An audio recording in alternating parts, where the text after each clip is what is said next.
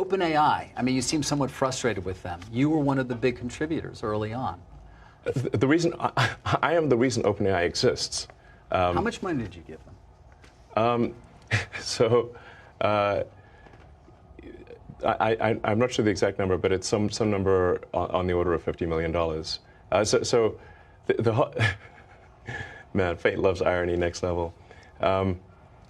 So I used to be close friends with Larry Page, and I would stay at his house, and we'd have these conversations long into the evening about AI, and I would be constantly urging him to be careful about the danger of AI,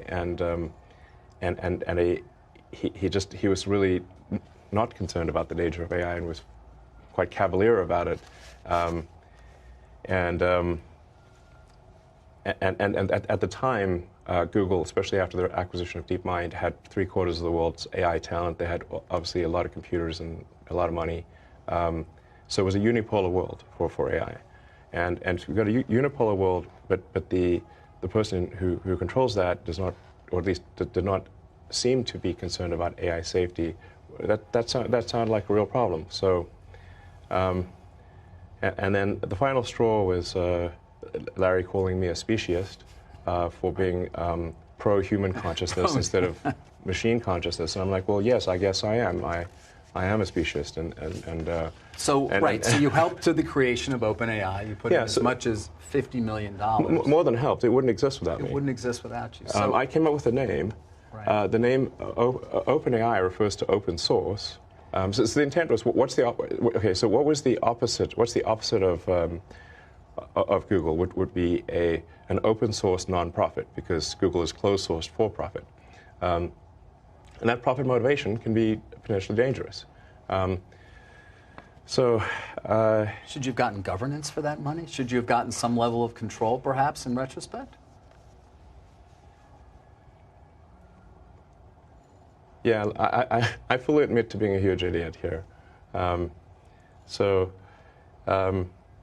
Anyway, so OpenAI was meant to be OpenAI, open as an open source. It was created as a 501c3, so part of it is also, in the beginning, I thought, look, this is probably a hopeless endeavor. How could we possibly compete with? How could OpenAI possibly compete with Google DeepMind? I mean, this seemed like an ant against an elephant, which is not a contest. And I was also, I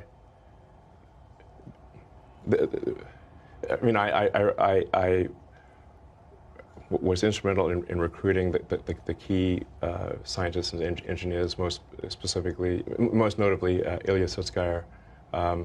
In fact, Ilya went back and forth several times because he would say he's going to join OpenAI, then Demis would convince him not to, then I would convince him to do so, and this went back and forth several times, and ultimately he decided to join OpenAI, and really Ilya joining was the linchpin for OpenAI being ultimately successful. So you're very disappointed in what's happened there in terms of it becoming a for-profit. Did you take any action? Sue them in some way? I do think that there's some. Look, it does seem weird that something can be a non-profit, open source, and somehow transform itself into a for-profit closed source. I mean, this would be like let's say you funded an organization to save the Amazon rainforest, and instead they became a lumber company and chopped down the forest and sold it for money. And you'd be therefore like, well, wait a second, that's the exact opposite of what I gave the money for. Yeah. Is that legal? That doesn't seem legal. And if it is, and in general, if it is legal to start a company as a nonprofit and then take the IP and transfer it to a for-profit that then makes tons of money, shouldn't everyone start? Shouldn't that be the default? Right. And then I also think it's important to understand the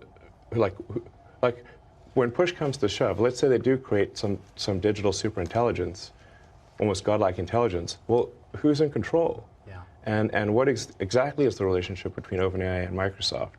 And I do worry that Microsoft actually may be more in control than, say, the leadership team at OpenAI realizes.